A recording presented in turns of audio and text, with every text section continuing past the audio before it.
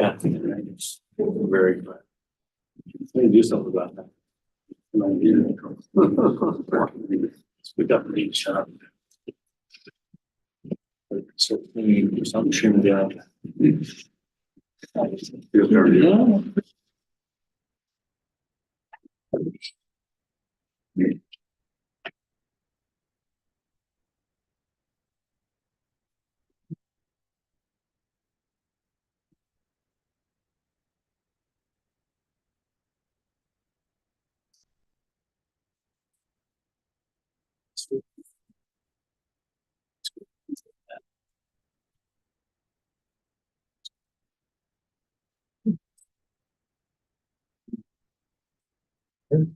you doing? Good.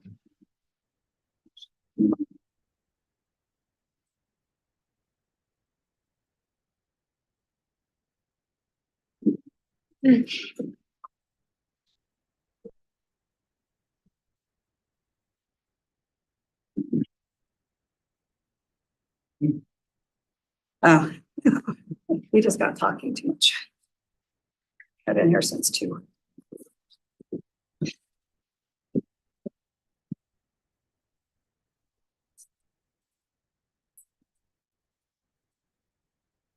Great. We'd like to welcome everyone and call to order the study meeting of the West Valley City Council.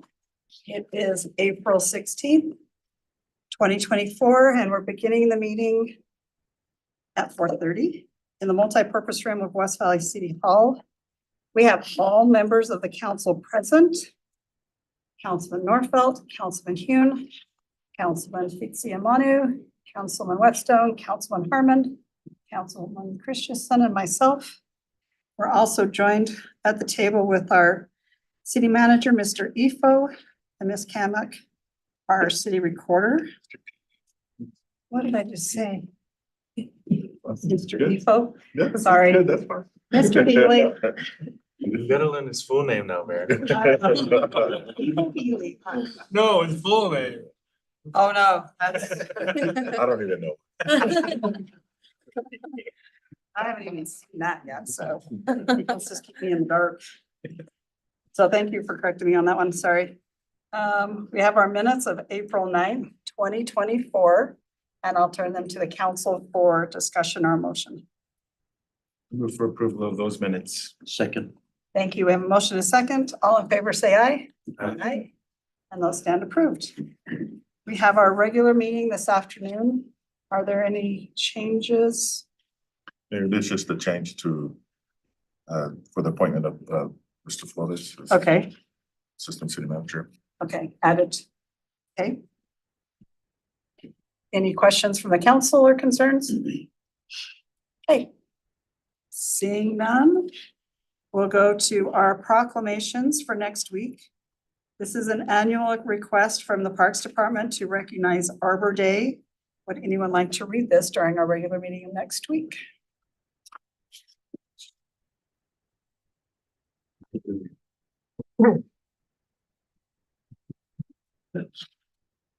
I'll take it. Okay. Like you two fight it out, so let me know. Do you what? Who loves trees more? Oh, there we go. All right, our resolutions. Ratify the city manager's appointment for the new assistant city manager. Mr. Keeley, did you want to introduce anything? Yeah, please, Mayor, Council. You know, at first I thought of getting a PowerPoint with, John's baby pictures and going from the very beginning and presenting. But, you know, I know you know John more than I do probably. I know he's been around, John's been here for 11 years. I've mentioned to the council at some point that if we had individuals internally, I'd like to have an appointment of the assistant city manager to be internal. And throughout my interactions thus far, I mean, I've found that there's quite a few that could be in this position. And I feel that John would serve the city well. I think he has the experience. He has 11 years of experience, but he's also shown, I know as an interim assistant city manager, he's really shown his value. He actually has 2 master's degrees. He's a master's in HR and an MBA. So I know he's very competent and very capable of, I know he has the respect of staff and of you council. So yeah, that's all I have for that, and hope to have this have your approval. Okay, thank you. Any questions from the council? Okay, so we'll ratify that tonight in regular meeting. That's our addition on that schedule from last week. All right. We'll now turn the time over to Mr. Erickson for resolution 24-63 with a Rocky Mountain Power Service. Jason Erickson, Parks and Recreation. Good afternoon, Mayor and Council. Yes, so this issue is for basically the capital improvement costs and hard costs for and a service agreement with Rocky Mountain Power for Westview expansion. That's getting ready to go out to bid, and so we're kind of prepping things to get it ready to go. So, but yeah, you see the cost there is $32,126. Okay, any questions for Mr. Erickson from the council? So just a line agreement and extension across 60th to the new expansion. So yeah, they'll be putting a transformer, because right now there's a transformer on the pole that's on site, and so we're eliminating the overhead lines. So we need to put a transformer on the pole that's on the existing park side, and then we also need to have a transformer on the park side by where the meter will be. So it'll be for to get power to the park, to the old park and to the new park. And then it also includes them pulling the wires. We'll have to install the conduits as part of our contract, but this covers their labor and all their materials to pull wire and to install the. Does the old park not have power? It does, but it was pulled from where the expansion park is going to be on overhead lines. So it was actually the transformer for that was in the neighbors over the neighbor's property. So. Great. So will the contractor doing this work dig up the road and put in the conduit, or is the Parks Department or Public Works doing that? We're planning on them boring.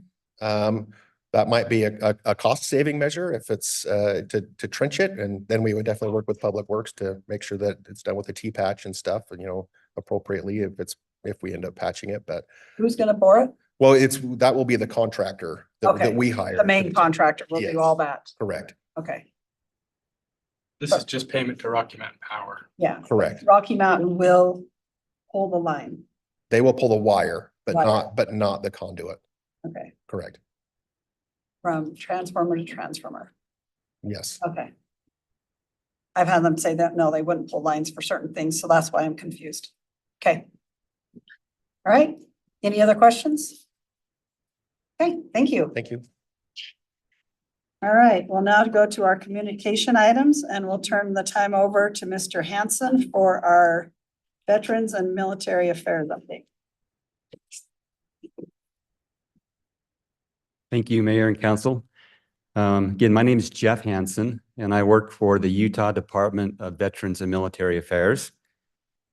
And I appreciate the invitation to share some more information about our plan to move our Salt Lake Veterans Nursing Home from its current location up on the VA campus to your city on that. Before I talk about kind of why we're going to do it and where and when, I just want to give you some basic information about state veterans nursing homes. In the state of Utah, we have 4 state veterans nursing homes. Our first one was built, and that's the Salt Lake one, in the 1990s, and it's an 81-bed facility. And then in 2009, we built our second state veterans home in North Ogden. It's a 120-bed facility. And then in 2013, we built 2 facilities simultaneously, one in Payson and one in Ivins, and they're both 108-bed facilities. So We have a great program. You know, we really focus on quality at our homes. Our homes, all 4 homes are rated by CMS, Center of Medicare and Medicaid Services, as 5-star facilities. And only 10% of all nursing homes in each state receive a 5-star rating on that. So we really do focus on quality care. We also focus on quality of life, very important to us.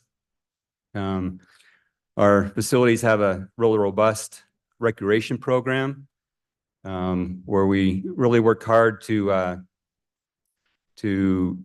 bring the community into our facility. That's very important to us, and also get our veteran residents out into the community.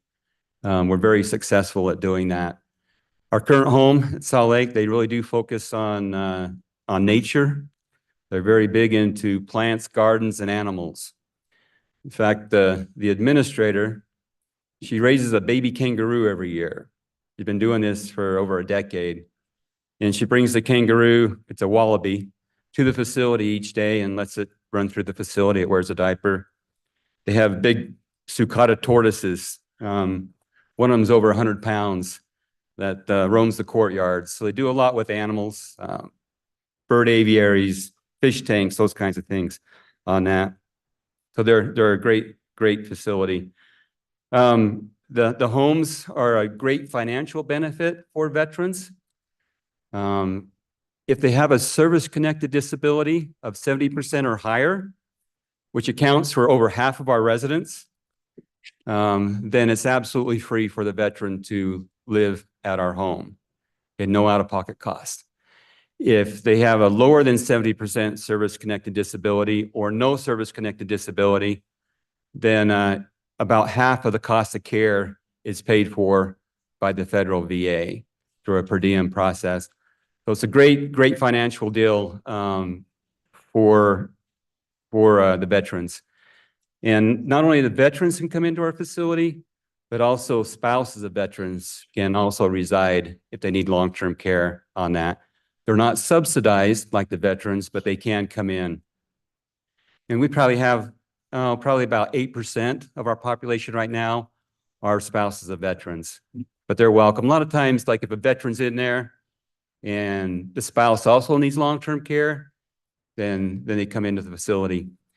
We do long-term care and we also do short-term care for veterans. So if, say, a veteran went to the hospital, had a knee replaced or a hip replaced, they can come into our facility and take advantage of our rehab program and go through the rehabilitation to go back home on that.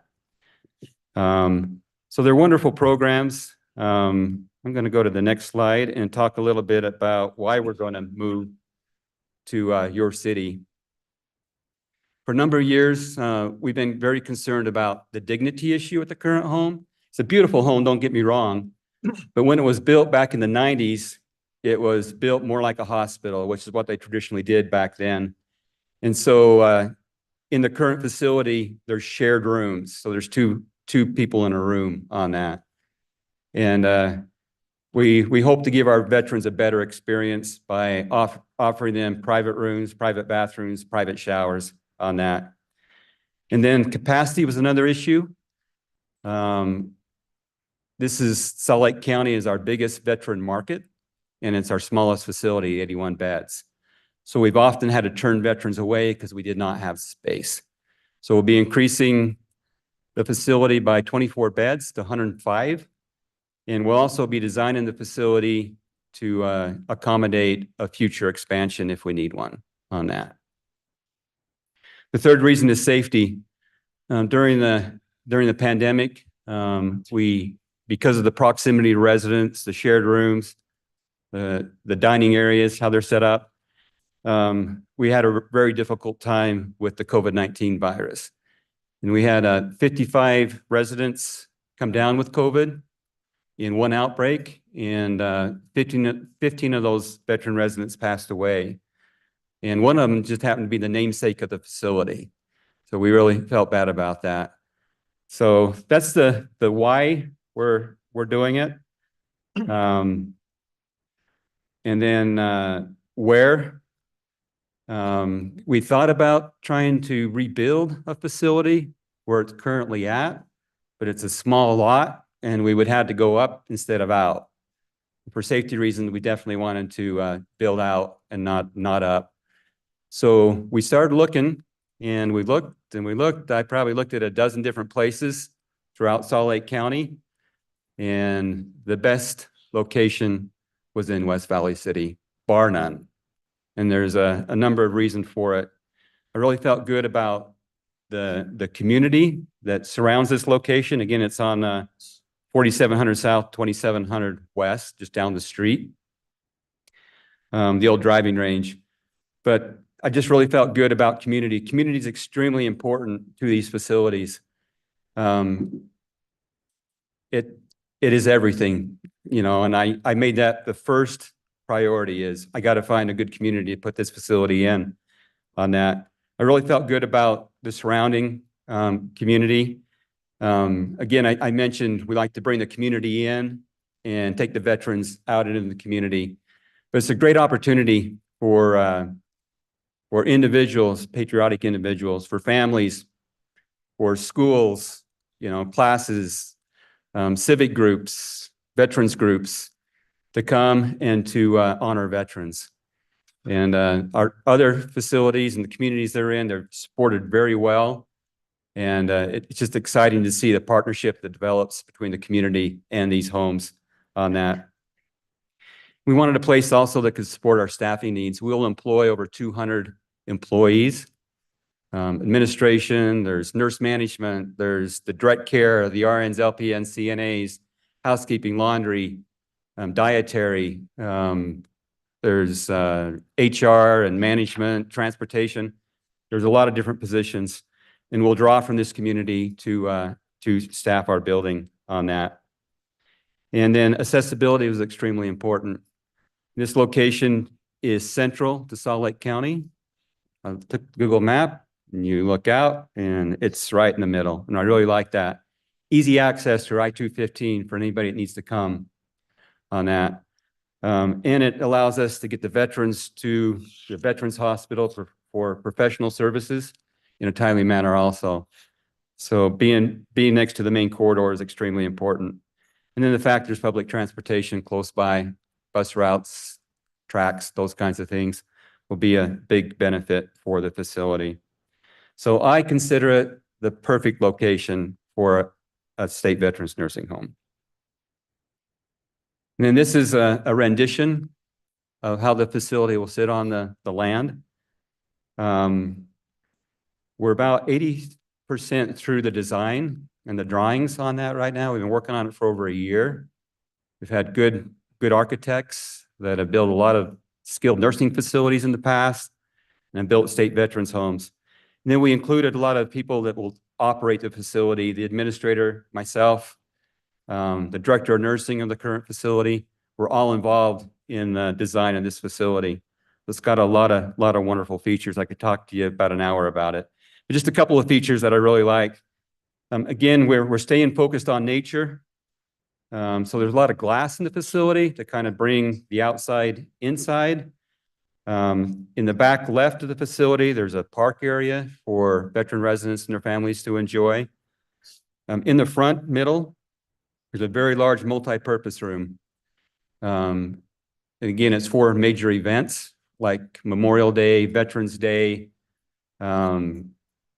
We do a lot of events, a lot of them to honor veterans, a lot of them just to entertain veterans.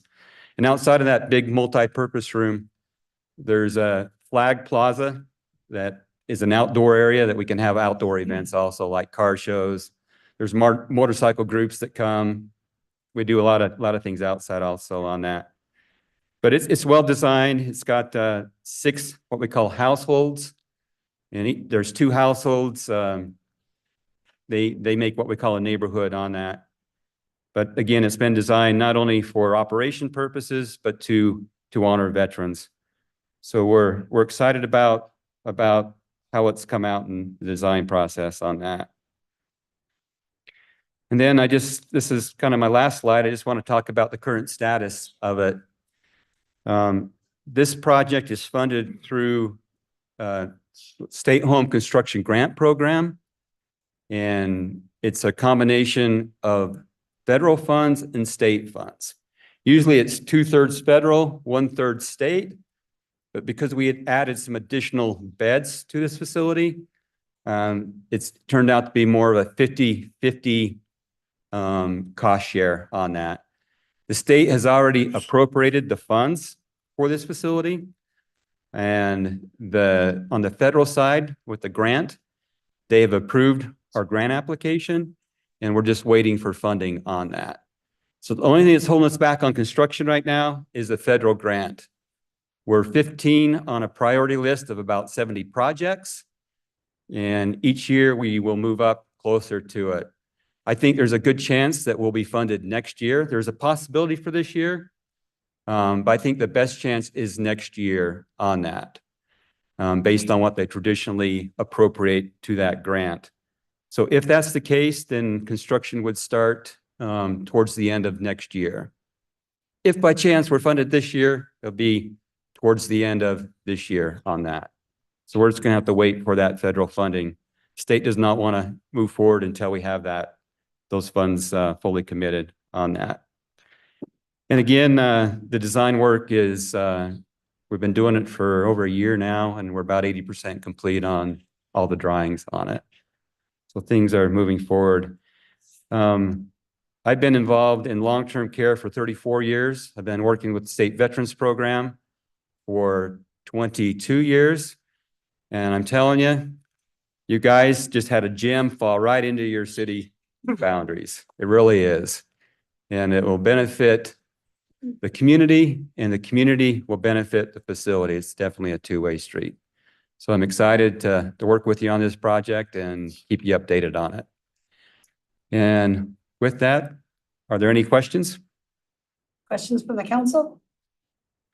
I had a question on the existing facility. What's the average occupancy of the rooms that you have there, and do you anticipate completely filling up? Yeah, with their shared rooms and with COVID, we've had to cut back a little bit, but we're running at capacity with that, which is about 74 right now. So we keep a couple of rooms available for isolation purposes. And then where there's shared rooms, you got the female-male situation, so it's hard to fill it right up. So I would consider we're pretty much at capacity at 74 at that facility. And with our 4 homes, we've been running about 95% capacity across the board on that, which is pretty full. Yeah. What will the capacity of this one be? Be 105 beds. And we are designing it so that we can expand it in the future if we need to. I remember hearing that part. I didn't remember hearing the 100. So in the back corner where the parking lot is, back left corner there, technically we could put 2 more households back there in the future. We'd have to find parking elsewhere around the facility to do that. But it is designed just in case we need that. I think 105 bed is a good number for us. We don't want to have too many beds. For operational purposes, it's good to operate at near capacity, but we also always want to have beds available for when veterans have that need for long-term care. What kind of auxiliary services are usually offered on site at these kind of facilities, like dental care, occupational therapy, mental health? Yes. So we have a robust therapy program at all of our homes on that. In fact, we're at the Payson home, we're in the process of expanding the therapy gym because they just need more space. They have, with therapy, it's a lot of the people will come out of the hospital on Medicare and come into our homes and get therapy under their Medicare benefits. But Payson usually runs at about, I don't know, between 10 and 15 people on Medicare down there. So that's the short-term rehab program. So we got all the therapies. Of course, full dietary, housekeeping, laundry is there. Social services, they'll probably employ 2 or 3 social service directors at this facility. We do tap into the Veterans Hospital They support us for mental health on that. But yeah, and you'll have a lot of providers that come to the facility to offer services to the veterans. If they don't, then we take them out through our transportation on that. Yeah. Any other questions? Okay. Seeing none, we thank you for coming with the update. It looks like a really nice plan. I'll And come. where will the little drivers go? I saw a driver on the lot. the other Oh, I day. know. You know what? I think we should accommodate them, you know, we should let them drive around our facility and practice in our parking lots. The other thing that I've seen a lot is like church parking lots is a good place to practice driving. Well, this is where the actual state employees in the car with them learn or passing them off. So I just don't know where they're going to do that now. Yeah. But Well, we sure appreciate the sacrifice because it is the perfect location. it looks And nice. it'll really serve our veterans well. So thank you. Hey, thank you for coming out. All right, we'll now turn the time over to Mr. Flores for our budget update.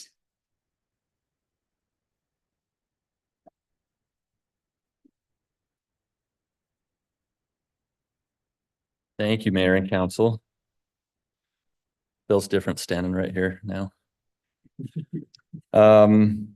Okay, so we wanted to give you kind of a quick update as well as answer some questions that have come up before you get the entire budget here pretty soon.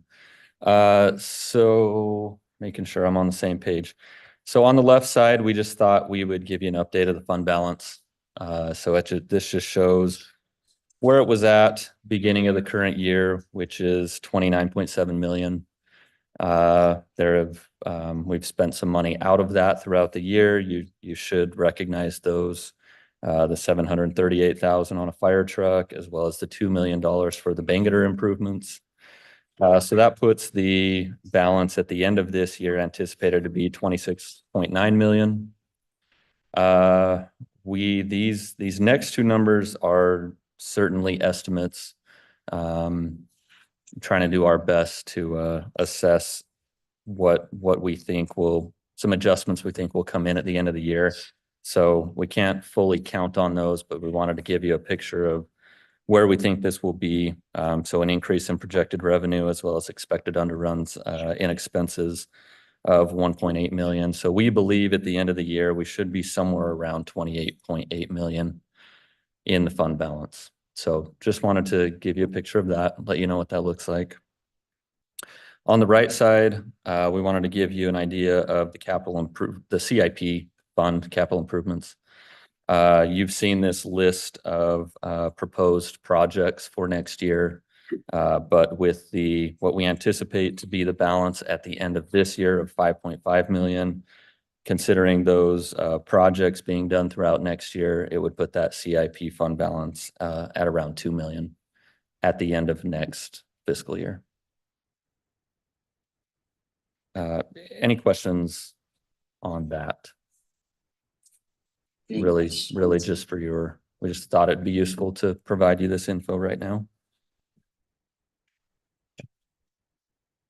Okay, so this is to give you an explanation of kind of where we were at the beginning of the calendar year. So around January, when we discussed some items, we believed we would be around 1.7 million. However, we anticipated expenses around 1 million. And that's where a couple of weeks ago, I told you, we started short around 3 million. Through the process where we were able to make that up. So below that, we've got a list that just shows what contributed to balance the budget, essentially. Our personnel expenses, our pay increases, those are around $500,000 less than I initially told you. Sales tax projections went up 1.5 million. And then we've got a few others in here, license and permits, miscellaneous fees and reimbursements, as well as investments that make up the rest of that. Any questions on that? Questions for Mr. Flores? I say great job. Okay, thank you. Any All right. questions?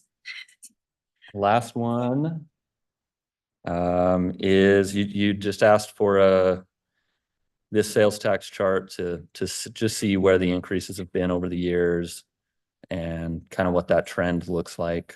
So we just wanted to provide it and see if you have any questions on this. As you can see, I'll point out that we're projected at the end of this year to be at 40.1 million. And next year, we plan to put that at 41.2 million. So a 3% increase from where we're projecting it to be at the end of this year. Seem like moving up very steady. There were some years that it was much more, but Yeah. yes, lately, Pretty good.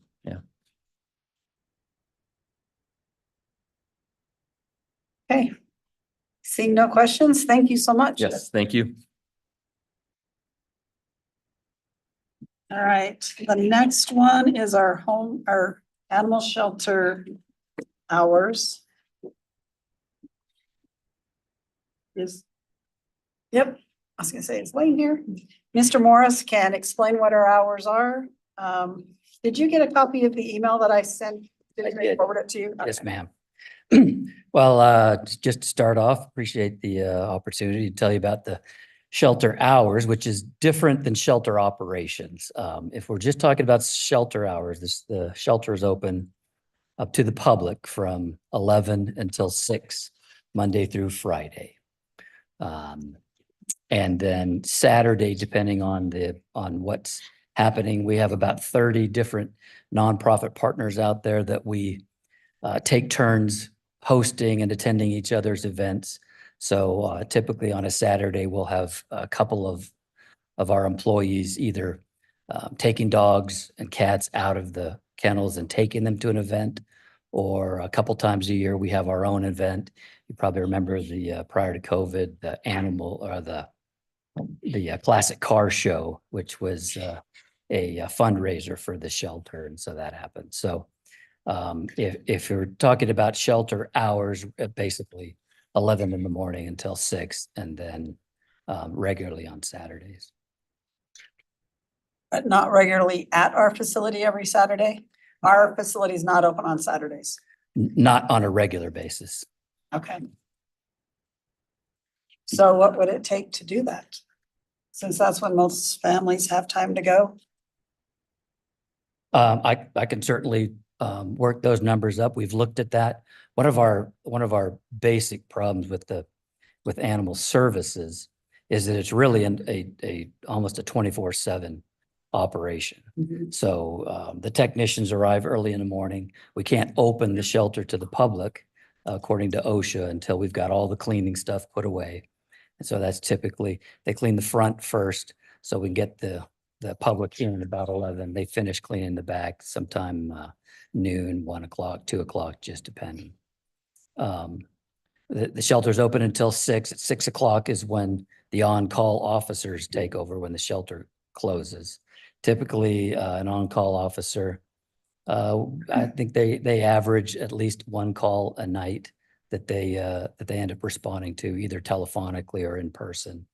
And that goes on all weekend until Monday morning at 8 a.m. when the rest of the employees get there. So the operation goes on pretty much 24/7.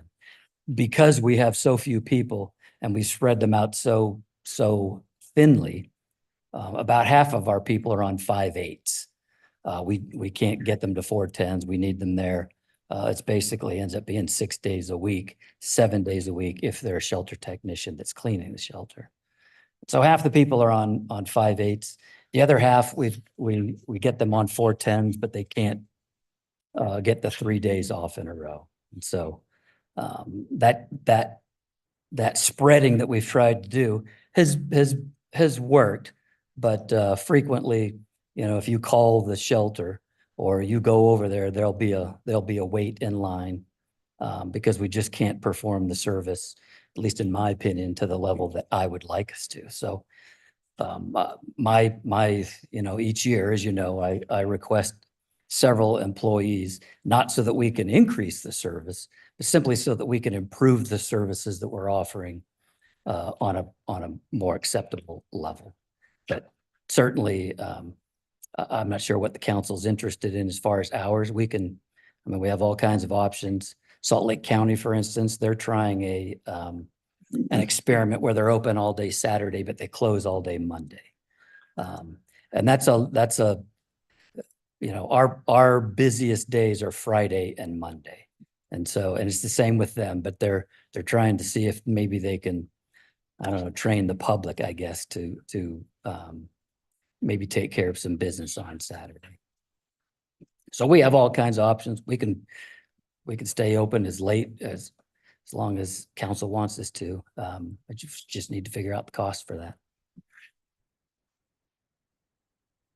I have a lot more, but anything from the council? It seems that maybe we shouldn't have any on 410s in the shelter type business that is so dependent on dealing with the public that needs critical care every day. It feels like we're shooting our foot by having to deal with 410s. So that's just my outside perspective. If you'd have better coverage if you had 5/8s. You could, and even then, I think maybe if you shifted some or all of those to the evening, an hour or two, we would have better luck in adopting more animals out. I think that's our goal, right? Sure, and those are all viable options. The most of the people we have on 410s are the shelter technicians who get there in the morning, and then we need them there all day long. So they're there from 8 until 6, 7 till 5. We do some rotating on that, and you're right, in large part that is why, because most of them are on a 5/8, because we need them there for 6 days a week, 7 days a week when you count the technicians. They've got to be there Saturday and Sunday.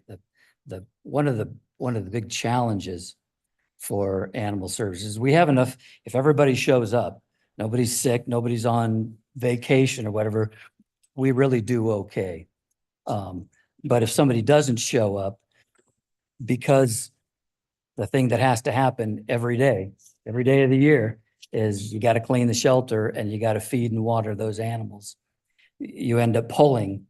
You tell a clerk who should be helping out the public, we need to go change into scrubs and go clean the shelter. And then you make a decision. Do we pull an officer in off the street and have him fill the clerk's position?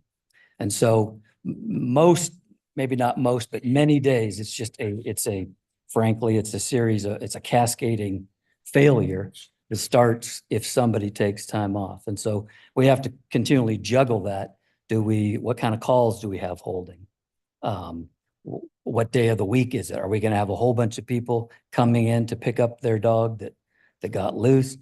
Or can we have a minimal staff in the shelter and keep the officers out on the road? So we've tried all kinds of ways of doing it. We have people right now who we ask to do split shifts where they're working 6 days a week. They'll work, Monday through Thursday, and Thursday will be a 4-hour day. And then we have them come in Friday and do a 4-hour shift, or Friday and Saturday. That math was probably wrong, but we frequently have people doing split shifts simply so that we can get the coverage when somebody comes in. And because those are distinctly separate operations, whether it's shelter operations, which is the folks that are taking care of the animals in the shelter, responding to people who are coming in with animals, or there to look at animals or to retrieve their animals. That's a different crew than the officers who are out there patrolling the streets, looking for strays, responding to different calls out there. So trying to mix those and get people cross-trained when you have the amount of turnover we do, which is frankly because we ask so much of those shelter people, and it's a great crew, but we have a high turnover because we burn those folks out because it is a demanding job. How many employees do you have at the shelter, including the ones that are on patrol? At 22.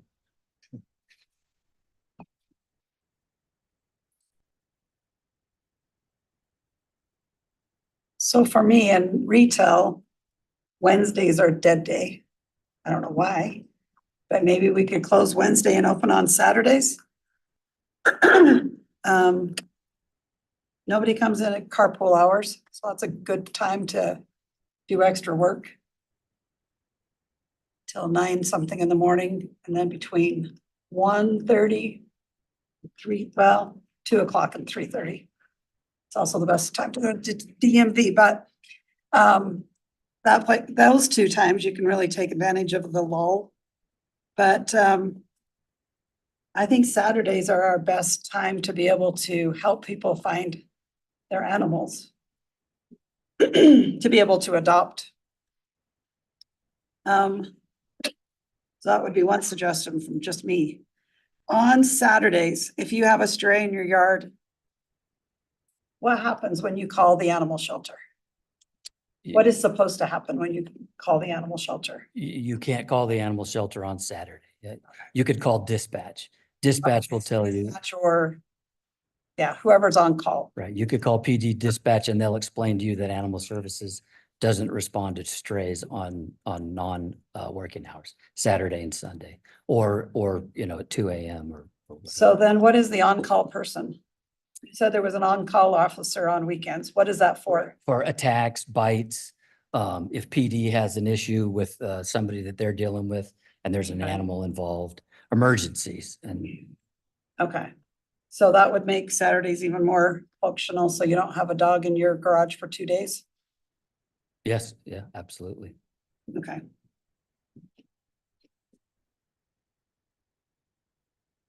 Anybody else? Well, keeping employees here is a challenge, Mhm. and there's costs when we have turnover.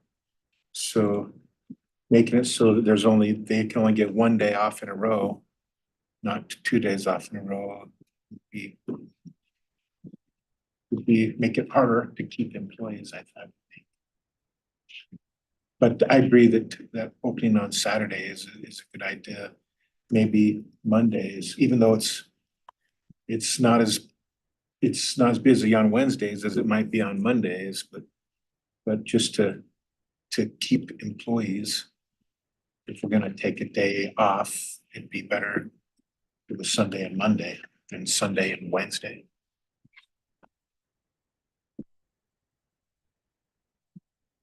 Good suggestion. Thank you. But I think all these things are suggestions. We should let the staff do their job, but we can give suggestions, yeah. Yeah.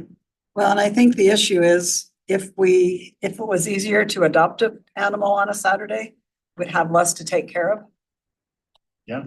I mean, the more opportunity people have to adopt, lessons are loaded at the facility. Yeah, I just read an article a week ago, 4 days ago, about shelter being overcrowded, so Mhm. it's a nationwide problem.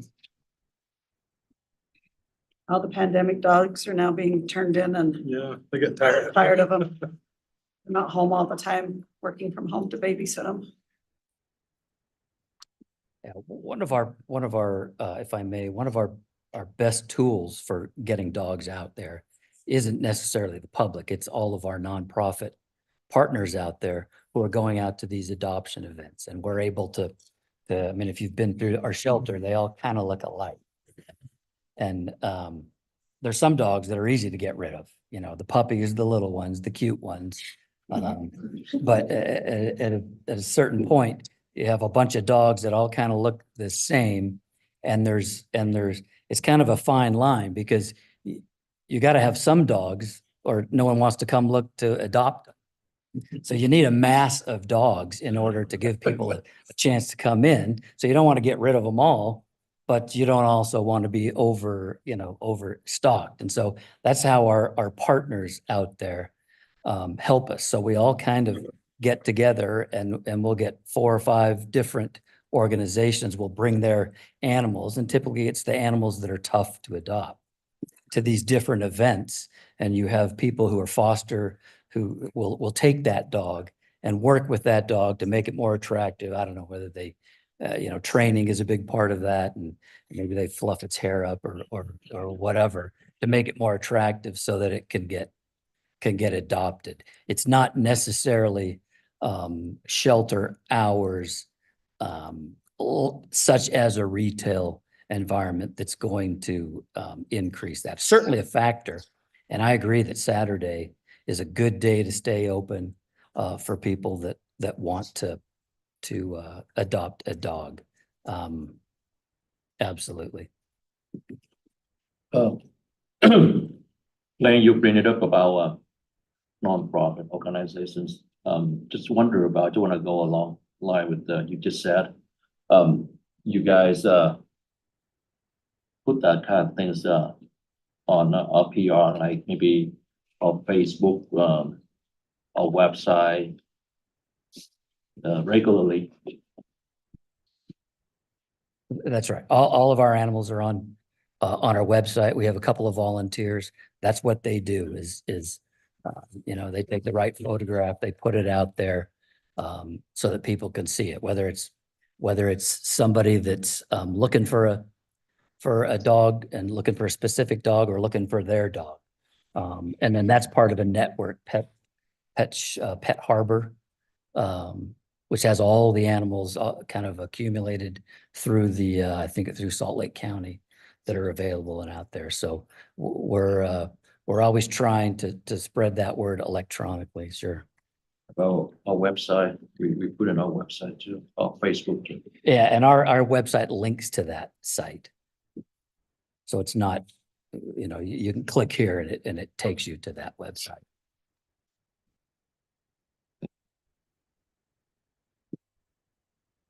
Okay. Any other comments? And does our online licensing work yet? Yes, Okay. keeping my fingers crossed, but Well, it didn't last year. Mine comes up again in May or June, so I'll test it again then. But it hasn't worked for the last 2 or 3 years. I think it might have gone down on occasion. I'm not Okay, sure on that, frankly. okay. All right, thank you. Mhm. Council calendar, did anybody have any concerns?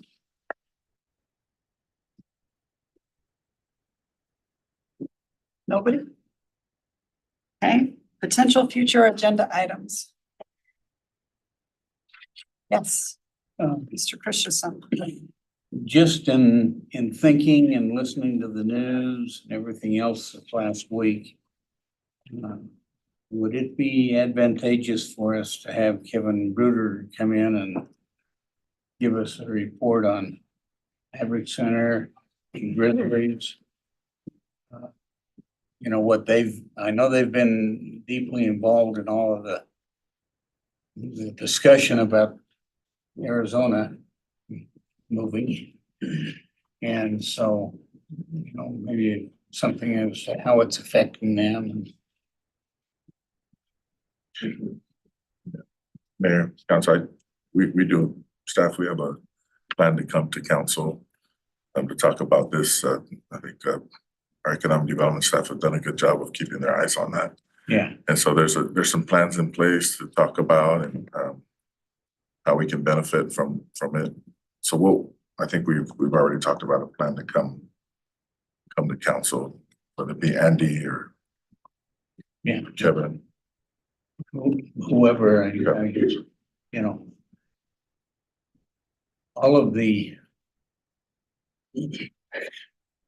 not all of the hockey fans go to sports bars in Salt Lake, downtown Salt Lake.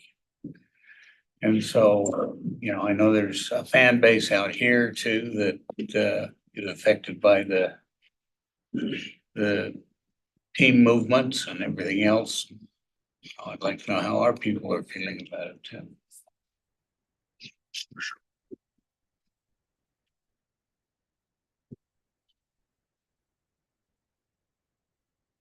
Anybody else?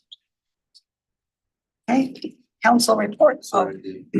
I'd like to just get a refresh on where we're at with boarding houses and specifically about when somebody calls to report a suspected boarding house. House. Whether we have, you know, a protocol in place that automatically triggers that, yeah, we're trying to pull, you know, business permits or rental licenses and those kind of things, or I know that, you know, we're not allowed to kick indoors and start asking questions and snooping around, but where we are doing things piecemeal around code enforcement or maybe, you know, health department occupancy policies or even parking enforcement. Just wanted to refresh on that and how we can reassure folks that when they're calling in that, yes, we do have a step-based procedure that's happening to at least maybe investigate is the wrong word, but at least inquire as to whether their suspicions are being followed up. okay, can we put that as under communication? Okay. All right, Thank you. any other potential future agenda items? Okay, council reports. Yeah, sure. Mr. Christensen. Yesterday, I had an event on my calendar that said road show. And, you know, there's no more explanation than that, but I figured, well, it's either gotta be UDOT or something, you know, and I wanna know what's going on with the roads. It wasn't UDOT, it was, we were actually co-sponsoring it with the LP West Valley Committee.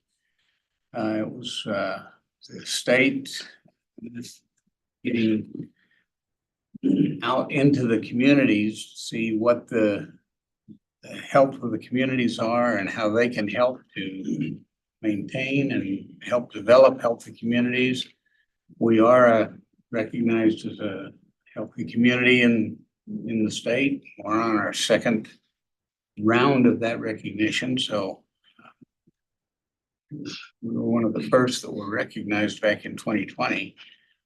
And so renewed that, but it was a report from many different agencies.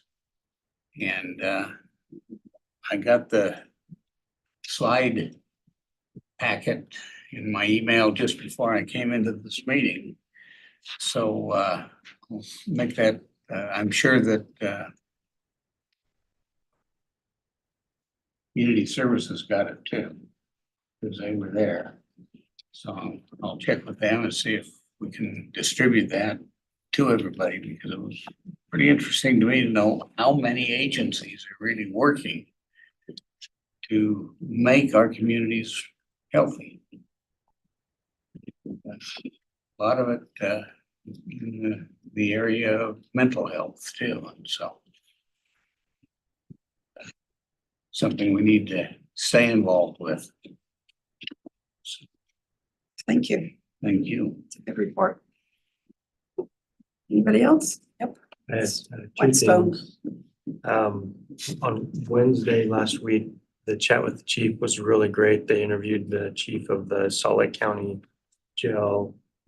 And just gave some really great information about how that facility is ran and the partnership with West Valley Police. And I learned quite a bit. I wish we could have more participation on that. I think residents would really appreciate that. You know, there's a little counter and it shows how many people are listening when it's live. Of course, you can go back and watch it at any time, but when it's live, you can ask questions in there and interact, which is great.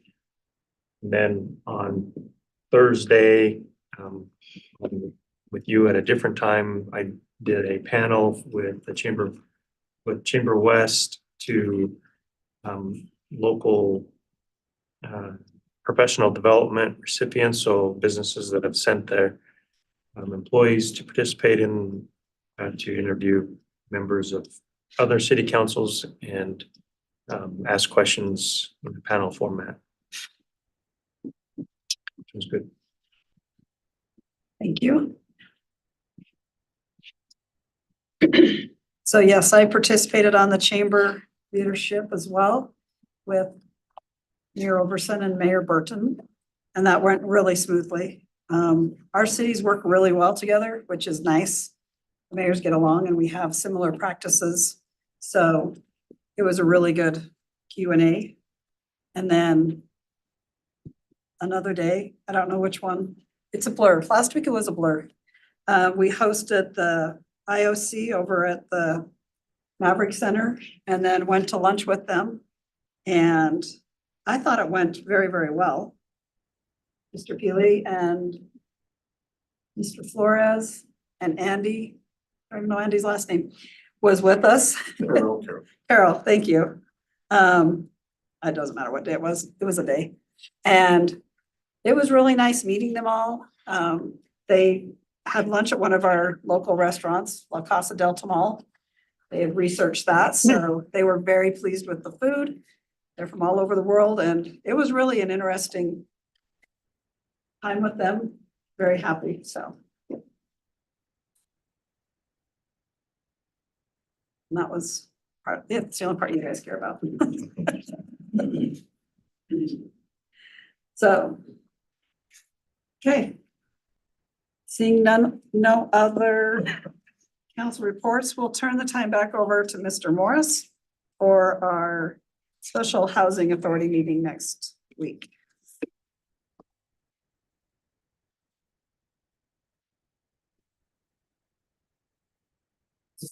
Budget item.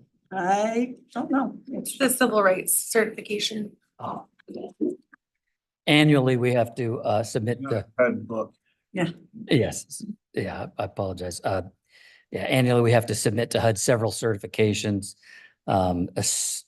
asserting that we are good people and that we play well with others. And the terrifying part is it's all up to HUD on whether we're doing that or not. And so this rather generic certification says that we are, and we do that on an annual basis. HUD's recently changed. Typically, this is submitted with an annual plan that we do, and HUD has changed that to where we have to, where the annual plan is every other year, but the certification has to be done every year, which is why it's a standalone thing. okay. Any questions of Mr. Morris on this one? Okay, and we'll have a special meeting next week after our council, correct? That's correct. Okay, thank you. All right, we do not have a need for a closed session today, correct? From both of you? Okay. Yeah, all right, so one more action item. Motion to adjourn.